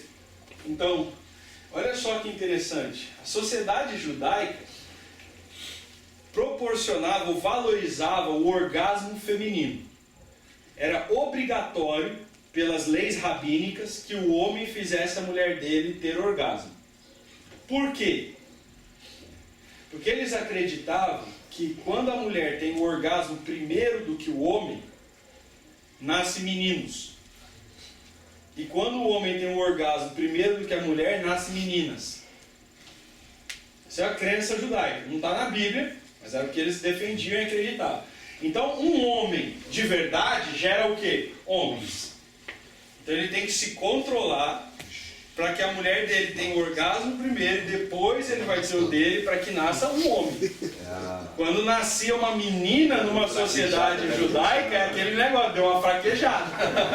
Deixou entrar ar, né? Deixou entrar ar. É isso aí. Então, isso está na nossa sociedade? Lógico que está. Olha aí o pensamento. Deu uma fraquejada, nasceu uma mulher. Esse pensamento é judaico. Esse pensamento é totalmente judaico. Que valorizava o homem, né? Então, é isso aí. E ao mesmo tempo, ele precisava se vigiar sexualmente para que... Aí vem um outro detalhe. Porque eles acreditavam que as mulheres são fracas. que a mulher cai fácil no chaveco. Então, por exemplo, leis judaicas, né? Tinha uma lei rabínica que dizia o seguinte: numa sala pode ter 2 homens com uma mulher, mas nunca pode ter 2 mulheres com um homem. Porque na cabeça rabínica é o seguinte: se tiver 2 homens com uma mulher e essa mulher fraca que ela é, né, não aguentar sexualmente e quiser cantar um dos homens, o outro homem vai ser forte o suficiente para dizer para ele: não faz isso não, tal, tem uma mulher aqui, vamos sair daqui e tal, porque a gente tem que se preservar por ele. Mas se tiver 2 mulheres juntas e uma delas quiser alguma coisa com aquele cara, a outra mulher não vai ter força o suficiente para controlar e as duas vão buscar ter relações com o cara. Então essa é a cabeça do judaísmo acerca da mulher, da feminilidade. O homem ele é autocontrolado, ele consegue. Né? Por quê? Porque ele conhece a lei. O que dá o controle? A lei. Eu conheço a Bíblia, eu conheço as Escrituras, eu conheço a lei e a lei me dá autocontrole. A mulher não pode estudar a Bíblia. Então as mulheres judaicas elas não tinham direito e acesso ao estudo das Escrituras. Então ela não tem autocontrole. Ela é descontrolada emocionalmente, sexualmente, enfim, ela não tem controle. É mais fraca do que o homem. Né? Então essa é a cabeça judaica. E a nação, né? Casamento, ele tinha que ser fiel, ele tinha que prover, proteger a mulher de qualquer jeito, mas ele via a mulher de uma maneira diferenciada. Aliás, o judeu ele tinha uma oração judaica que dizia: ainda bem que eu não sou nem mulher, nem gentil, nem cachorro. Então o que ele está dizendo? Que existe o homem judeu, conhecedor das Escrituras, e depois existe uma categoria animalizada de pessoas. E não importa se são homens ou se são mulheres, porque os gentios são colocados nessa categoria também. São aqueles que não conhecem a lei. Quem não conhece a lei se comporta igual um animal. Seja uma mulher, seja um escravo, seja um gentio, ou seja um cachorro. Estão todos iguais em termos de comportamento. Por quê? Porque eles não têm conhecimento da lei de Deus. Então, para um conceito judaico, conhecer a lei de Deus é ser homem. Né? A educação, né, profissão, e existem inúmeras, mas muitas, tanto na Bíblia quanto fora dela, expressões como seja homem. Aliás, essa é a expressão que Davi diz para Salomão.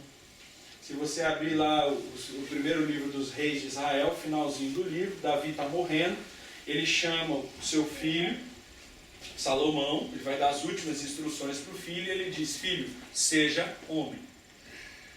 Olha só, isso demonstra o que os judeus pensavam o seguinte: ser homem não tem a ver com biologia. A masculinidade não é definida por biologia. Você pode ter um pênis e não ser homem, para um judeu. Se você se controla sexualmente desvairadamente, tu não é homem. Se você não conhece a lei de Deus, você é um gentio, você não é homem. Se você não é circuncidado ao 8º dia, você não é homem. Homem é quem conhece a lei de Deus. Esse é o conceito judaico. É por isso que o Davi está dando alerta para o filho dele: filho, seja homem. Quer dizer, siga a lei de Deus.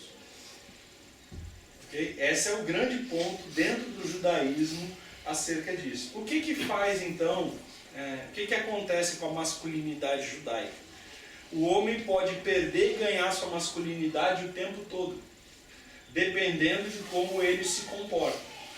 E por isso a preocupação dos fariseus e dos saduceus em estudar tanto a lei e ser extremamente rígido na obediência da lei e criar leis ainda maiores do que a própria lei de Deus.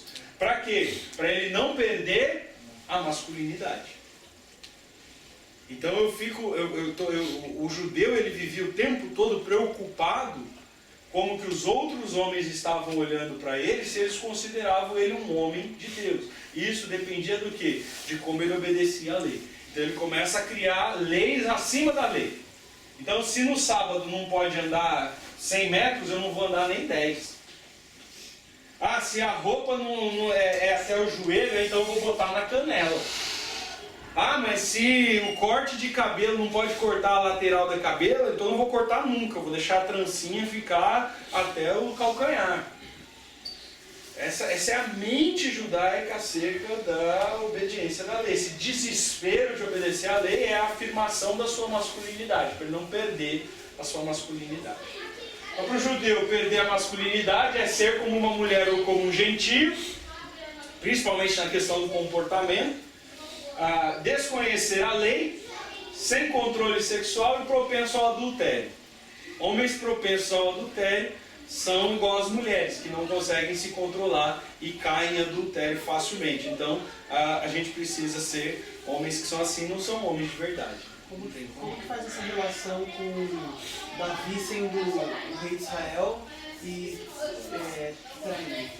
teve o caso da Batseba? Isso é um escândalo absurdo dentro do judaísmo do século II. Então ele não foi homem para ele. Naquele momento, não. Perdeu a masculinidade. Perdeu a masculinidade. Ele teve que resgatar a sua masculinidade, o que ele fez quando diante de Natã ele confessou pecado, pediu perdão, se arrependeu, voltou para o Senhor e para a obediência à lei de Deus. Isso é fundamental dentro da mentalidade judaica do que é ser homem. Porque só nesse comentário aí é importante me tocar que ele também teve a consequência dele. Ah, sim, as consequências, arcar com as consequências. É interessante, né? Porque o texto diz assim: enquanto eu calei meu pecado, eu me comportei como uma mulher. Chorei de dia e de noite, enchi a cama de lágrimas, minha cama parecia um mar de tanta lágrima que tinha. Eu tinha dores no corpo, eu perdi a força, tônus muscular, deixei de ser homem. Quando eu fiquei dentro do pecado, eu estava fragilizado, como é uma condição, entre aspas, né? Na concepção judaica, feminina. Aí eu confessei o meu pecado. Voltou o meu vigor, né? O sorriso, postura física, tudo voltou. Isso é bem claro dentro do judaísmo, essa mentalidade de que a masculinidade está ligada com a obediência a Deus. Ok, aí vem os romanos. Ontem eu fiz uma pergunta e eu fiquei admirado, né? Eu fiz a pergunta: por que as estátuas gregas estão peladas qual a diferença das estátuas gregas das estátuas romanas? E o Luiz Augusto, Piquititi, né, que frequenta museu, o pai e a mãe já levaram em vários museus e tal, olhou e falou assim: porque um tem roupa e outro está pelado. É verdade, tá certo. Mas existe uma diferença primordial e é essa. Por quê? Porque na sociedade romana, ser homem é ter uma toga. Homem de toga é homem de verdade. Toga é esse pano aqui, ó, que está em volta do corpo, que eles estão sempre ostentando. Toda imagem romana tem essa posição aqui, né, que é mostrando a toga. Por quê? Porque agora eu sou da aristocracia. Sou homem. Então, homem na sociedade romana é ser da aristocracia. Quando você ganhava a toga, porque você não podia comprar uma toga. A toga era dada. Era a sociedade reconhecendo: você é um homem digno. Você é um homem de valor. Por quê? Resposta: porque eu sou do exército. Então, você vê aqui, ó, o que ele tem debaixo da toga? Uma couraça. Então, esse aqui é um general, isso é um governador romano. O que ele tem na mão? De um lado, a lei. Ó, o canudinho na mão lá, ó. A lei. Eu sou do exército, eu tenho a lei, e na outra mão ele tem uma bola que simboliza o mundo. Eu tenho poder. Eu sou vitorioso, eu governo. E eu governo, isso significa domínio da cultura, da engenharia, da estratégia militar e do conhecimento que eu usei para adquirir poder. Né? A dominação é a principal condição de status em Roma. Em Roma só é macho quem subjuga, quem domina, quem mata, quem estupra, quem demonstra força. Esse é o homem. Em Roma, ser homem significa bater, quebrar, conquistar altos cargos, gerência. Não quero coisa pouca não, é ganância, é luta pelo poder. A dominação é que torna alguém macho em Roma, e é quando alguém tem domínio, quer dizer, ele tem status social, poder, vitória militar, seja lá o que for, ele tem glória, ele é famoso, então ele ganha uma toga. Então o romano, o homem dentro da sociedade romana é o dominador. Então a competitividade era extrema. Quem fazia o prédio maior, quem fazia uma estrada maior, quem fazia não sei o que maior. Gente, nós somos uma sociedade greco-romana. Homem não chora, mas como é que é os homens aí? Eu fiz o Empire State Building. Não, eu fiz o outro. Não, o outro vai lá, o maior prédio da Malásia. Não, a maior ponte cruzando o oceano. Não, o maior túnel debaixo da terra. É uma competitividade imensa para ver quem faz o maior, o melhor, o mais potente, quem tem o melhor time. Vamos criar então, as Olimpíadas. Era uma coisa que demonstrava o controle. Os romanos evoluíram com as Olimpíadas. Eles criaram agora uma arena em que os homens disputam até a morte, os gladiadores. Quem já assistiu o filme lá, Gladiador, sabe? Quem é o vencedor, quem é o mais forte, quem é o maior, quem é o herói. O romano cria o conceito que nós temos de herói. É o poderoso, é aquele que ninguém ganha dele. Ah, é que você falou, eu lembrei até que eu tinha um professor que segue essa linha meio feminista e meio de uma agenda esquerda e tudo mais. E aí, petista, ele é petista, ele é do PT mesmo, ele é do partido. E aí ele tava, um dia da aula, ele tava aplaudindo quando os caras derrubaram as Torres Gêmeas, porque ele falou assim, cortaram o pênis dos Estados Unidos, porque era tipo, o negócio representa tipo, gente, o poder, não sei o quê, então ele tava aplaudindo. Toda torre, essa coisa da preocupação com a torre maior tem a ver com o pênis, sim, e tem a ver com a sociedade romana. Já eu vou mostrar por quê. A sociedade romana era conformada dessa forma, é o maior, né? Então, por exemplo, toda cidade, capital, tem no centro da cidade, no meio da cidade, no lugar mais importante da cidade, o quê? Um obelisco. Nós temos lá no Ibirapuera. Você vai em Buenos Aires, tem. Você vai em Londres, tem. Você vai em Nova York, tem. As Torres Gêmeas eram o obelisco deles. O que significa o obelisco? Pênis. Virilidade. Eu conquistei. Qual que é o lema da cidade de São Paulo? Um braço forte, ducor, pero non duco. Non ducor, duco. Não sou conduzido, conduzo. E o centro, a prova disso é meu pênis ereto lá na frente do Ibirapuera. Venham ver aqui. O meu poder, a minha glória. Ninguém me vence. Essa ideia é o que formatou a sociedade contemporânea. Toda a sociedade contemporânea, essa busca por fazer o maior prédio, a maior avenida. Por que os governantes têm essa coisa? Não, porque o Maluf, lembra o Maluf fazendo avenidas e prédios e tal, coisa assim, o Furlan, né? As escolas de Barueri, os prédios públicos, agora estou fazendo uma secretaria de saúde aqui embaixo, né? 300. Por que essa ganância pelo maior? Eu sou macho, que é macho. Eu realizo, eu executo. Macho tem que fazer. Macho tem que ser o maior, o melhor, o mais forte, o herói, o invicto. Né? Qual que é a maior glória de um time de futebol? Não é ganhar o campeonato, é ganhar o campeonato invicto. Eu fui campeão invicto. Não é só campeão. Campeão qualquer um é. Eu fui campeão invicto. Ninguém me vence. Então, isso é o que formata a masculinidade romana. Né? A aparência, a austeridade, força, opulência. Então, né, tudo de homem tem que mostrar. Relógio de homem não é um reloginho pequenininho, é grande. Correntinha de homem não é uma correntinha fininha, pequenininha, é grossa, corrente. Então, né, você tem que ter corrente, você tem que ter um relojão para mostrar. Você tem que sair na rua, você tem que ser reconhecido. Como que é essa preocupação do homem com o carro? Por que o homem tem uma preocupação tão grande com o carro? Porque o carro determina quem você é.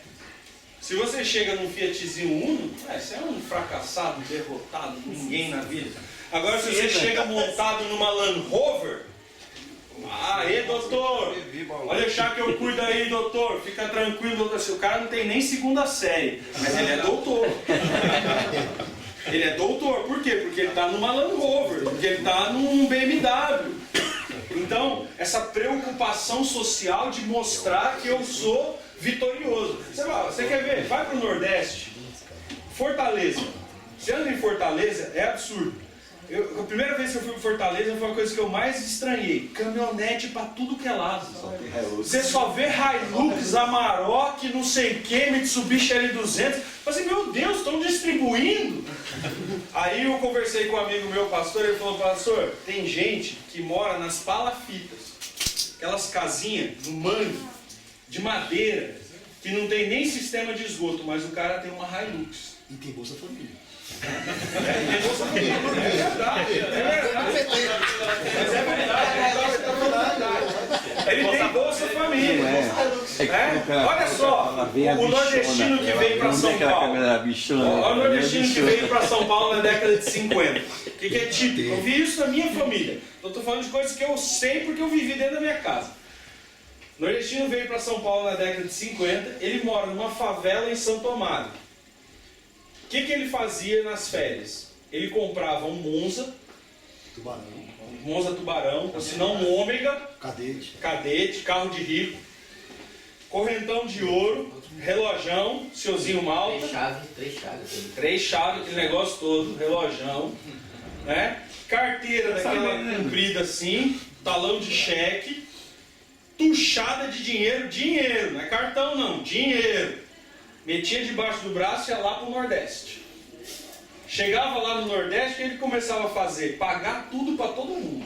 Comprava bicicleta, fazia churrasco, levava os pais para restaurante.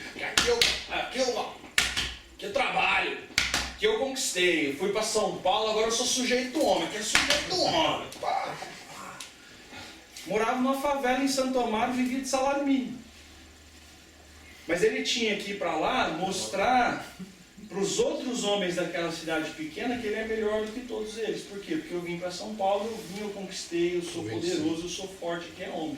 Então a masculinidade romana, que é muito presente na nossa sociedade, é formatada pelo quanto eu posso mostrar de quanto eu conquistei, de quanto eu sou, de quantos títulos eu tenho, de quantos, enfim. Né? Essa disputa do futebol... tem mundial, não tem mundial, tem 3 Libertadores, tem, não tem. Isso aí é romano. Tinha que lembrar. Totalmente romano. Mas eu fui no museu do futebol. Ok. Não é todo mundo que é campeão, né? Em termos da família, e aí, onde entra o machismo? Gente, eu terminar aqui, eu quero falar só mais esse aqui. O próximo slide eu termino. Em termos do machismo, né? Na sociedade romana existia aquilo que chamava pater-família, que é o patriarcado absoluto. Isso significa o seguinte: o homem é dono da família dele. Ele pode matar um filho, ele pode matar a própria esposa. Não havia crime, não havia legislação na lei romana que determinava como as coisas iam acontecer dentro da casa dele. Tem uma propaganda na década de 80 que mostra muito forte isso. Todo mundo que já viveu mais antigo vai lembrar. Briga entre marido e mulher, ninguém põe a colher. Nem o governo. Essa propaganda é uma afirmação total do machismo. Se o cara bate na mulher dele, se o cara estupra a mulher dele, se o cara faz o que ele quiser dentro de casa, não meta a colher. Nem vizinho, nem pai, nem mãe, nem governo, nem nada. Isso é uma sociedade romana. A minha casa é o meu reino. Isso meu pai falava. Eu ouvia do meu pai isso aí. Minha casa, meu reino. Meu império. Aqui dentro mando eu. E eu tenho o direito de usurpar os direitos de todo mundo. Porque eu sou o homem da casa. Eu pago as contas. Isso é uma sociedade machista, uma sociedade extremamente influenciada por Roma. Olha como isso é relacionado com o pênis. Né? Esse aqui é o deus romano. Essa é a principal divindade romana. principal e maior de todas as divindades romanas. A preocupação com o tamanho do pênis.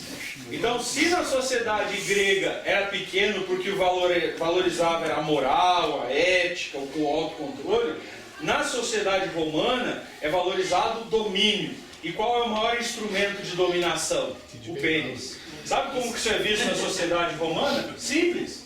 Superioridade física é domínio. Então, quem que é o macho? O macho é o comedor. Olha só. Penetração como demonstração de domínio. Olha como que era a cabeça de um romano. Tolerava o ato ativo masculino. O passivo, jamais. Ok?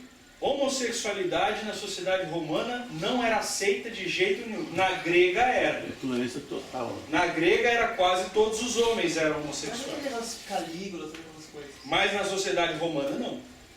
Né? Vou já explicar como é que Calígula funciona. Na sociedade romana, um cara que é comedor, inclusive de homens, não é homossexual. Ele é dominador. Olha só. Mulheres da aristocracia, sexualidade restrita ao casamento e ao marido. Mulheres eram trancadas dentro de casa. A mulher romana ela não podia sair de casa. Nunca. A não ser com a companhia do seu marido. Agora, a religião era dominada por esse deus aí, ó, o Priapus. Né, que é o deus com pênis grande. Tem imagens do Priapus. Se você vai, um dia você for em Roma, se você for visitar lá o Panteão Romano, você vai ver todos aqueles prédios romanos, você vai ver tem pênis para tudo que é lado. Todos, né? E era assim, barras de ferro de escadarias, praças, centro da cidade. O pênis era uma afirmação. Eu tenho o controle. Sabe por quê? Porque o estupro em Roma era demonstração de que você era macho de verdade. Macho é o comedor. Olha só. Cultura do estupro. Em Roma você poderia estuprar. Se você é da alta classe, se é um aristocrata, você poderia estuprar uma mulher da baixa das sociedades inferiores e não ia te acontecer nada. Você tinha o direito de estuprar suas escravas e os seus escravos. Você tinha o direito de estuprar os seus inimigos e os parentes deles. Existem relatos romanos dizendo que se um dia você travar uma batalha física com um homem, a prova de que você ganhou a batalha é quando você estupra ele. Então o romano não era só vencer, eu ganhei do cara na porrada. Não, eu ganhei e eu humilhei, eu dominei. Eu botei ele de 4 e estuprei ele. E os romanos inclusive davam regras de como estuprar, ensinavam a usar azeite e outras coisas mais. Porque o estupro é a dominação máxima. Aquele momento em que, agora sim eu conquistei. Né? Eu podia estuprar prostitutas, a esposa e até as próprias filhas e filhos. Ok? E ele poderia estuprar qualquer cidadão não romano. Aliás, as leis romanas diziam que se ele fizesse isso, aí que ele estava ascendendo socialmente mesmo, que ele estava provando que o Império Romano é superior a todos os outros impérios. Então, essa cultura que as feministas falam, isso é uma cultura do estupro. De onde ela veio? De Roma. Homem macho é homem que pega a mulher. É o garanhão. Homem que é homem tem várias. Não tem uma só. Isso é a cabeça romana. Né? Aliás, isso é tão impresso na cabeça dos nossos tempos que na época da escola, todo homem lembra que fazer troca-troca não é ser gay. Os molequinhos faziam troca-troca lá, né? Vocês entenderam o que eu estou falando? E ele não era gay. Ele era o quê? Homem. Por quê? Comedor. Desde pequenininho. Tudo. Você vai para os interiores aí, os moleques faziam sexo com as cabritas. Meus primos faziam sexo com as cabritas, com as vacas, com as éguas. Para mostrar o quê? Que era homem. E se você não fizesse, bichinha, mulherzinha, fiadinho. Mentalidade romana. Tá? Tamanho do órgão genitais masculinos, essa preocupação, não é grande, é pequeno, é grande, isso é preocupação romana. Por quê? É grande, então é homem mesmo. Quanto maior, mais homem você é. Quanto menor, mais frutinha, mais bichinha, mais delicado, inferior. Sexualidade explícita, então, aí que está o Calígula, né? Nas festas de orgia, né? O homem de verdade, ele pegava todo mundo. Ele nunca era pego. Nunca. Nunca um homem de verdade ia deixar um outro homem pegar ele. Ele sempre provava. A gente vê isso bem claro na literatura do cinema, né? Aquele filme Brokeback Mountain, que mostram 2 cowboys homossexuais. Como que o filme mostra o sexo entre eles? É violento. Nunca é terno, amoroso, carinhoso. É estupro. Estupro. Por quê? Porque essa é a cultura, mentalidade romana. O que para o romano é perder a masculinidade? Ter uma experiência de mulher. O romano tinha isso aí, ó. Muliebra pati. Que é quando você é usado sexualmente como uma mulher. Você tem uma experiência, você é uma mulherzinha. Então, o homem passivo sexualmente, né? Aquele que perdeu a sua virilidade, o homem impotente. Muito comum na nossa sociedade hoje, um cara de 50 anos começa a ter impotência sexual, ou pela idade, ou por causa de pressão alta, ou por causa de diabetes, ou por causa de alguma coisa ou outra, ele se acha menos homem. E começa a ter uma crise de inferioridade na cabeça dele. E aí ele entra numa depressão. Por quê? Porque eu não sou homem mais. Porque a masculinidade não está ligada com a biologia, nem com o ser. Está ligado com o quê? Com a potência sexual. Eu perdi a potência sexual, não é homem mais. Cabeça romana. Cabeça romana. O efeminado é aquele que é mole, macio. Né? Então, o romano não tinha esse bagulho de pelinha macia, passar creminho. Aí. Esse negócio. Chegou no ponto, hein? Chegou no ponto, cadê ele? Chegou no ponto. Pro romano não tinha isso aí. Pro romano, quanto mais duro, quanto mais seco, quanto mais firme, mais homem. Casca grossa. Casca grossa. Tem uns angelinhos aí que eu sei, hein? Não ter nenhum tipo de comportamento feminino e aquilo que pro romano era a pior coisa. Se você não domina, você não venceu na vida. Gente, isso é a nossa sociedade. Pega uma roda de família, Natal, Ano Novo, conversando. Os caras estão na roda, todo mundo se gabando. Não, porque na minha empresa, porque eu não sei o quê, porque eu tenho um cargo tal, porque eu estou terminando isso, porque eu estou fazendo aquilo, porque eu ganho tanto por mês. Porque... E aí ele não só se gaba, ele aumenta e mente. Porque dentro de uma roda de homens, ele tem que ser melhor do que todos aqueles homens que estão ali. Encontro de colegas de faculdade, que encontro 5 anos depois, 10 anos depois. Aí quando todo mundo começa a querer mostrar o que já fez, né? Existe no Brasil. Essa cultura romana, ela está muito forte dentro da nossa cultura. Então eu tenho que dominar, e geralmente esse domínio está relacionado com o sexo. Aliás, eu já vi isso dentro da igreja. Cristãos dentro da igreja conversando sobre sexualidade, e o cara que antes de se converter foi o pegador, pegou um monte de mulher, um sorriso enorme no rosto, contando com a maior alegria as peripécias sexuais dele. Que eu pegava mesmo, que eu sou comedor, que não sei o quê, porque na minha, falando da adolescência e da juventude, aquilo é um orgulho para ele. Ele toma aquilo como uma medalha, porque ele acha aquilo interessante. Já vi em reuniões de igreja o pai chegar e falar assim: cuidado com a sua grama que o meu cabrito está solto. Meu filho vai passar o rodo geral, vocês cuidem das suas filhas aí, porque meu filho é o cara.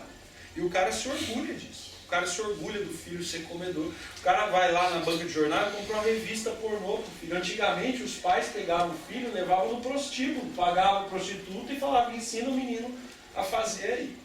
Então por quê? Porque a sexualidade e principalmente a dominação sexual é muito forte. Isso é machismo. Né? Se nós trouxemos da sociedade grega aquela coisa de homem não demonstra sentimento, nós também trouxemos da sociedade romana essa coisa de homem é isso aí. E nós temos muito pouco a ver com a sociedade judaica, que o homem é valorizado pelo conhecimento da palavra de Deus. Nós vamos ver que a sociedade judaica ela foi relida no catolicismo. Aí na semana que vem a gente vai olhar o catolicismo e o protestantismo, e aí nós vamos ver a relação da sociedade da sociedade católica e protestante com essa ideia de masculinidade. Mas a gente consegue ver agora o que as feministas estão combatendo. E elas têm razão. Elas têm razão. Essa é uma sociedade que oprime. Esse tipo de masculinidade oprime a mulher e oprime o homem também. Porque eu estou sempre no espírito de competição. E se eu não venci, se eu não conquistei, se eu não sou o comedor, eu não sou o quê? Eu não sou homem. Se eu estou emocionalmente instável, se eu estou chorando, se eu estou demonstrando fraqueza pública numa sociedade grega, eu não sou homem. E é isso que o pai faz com o filho. Né?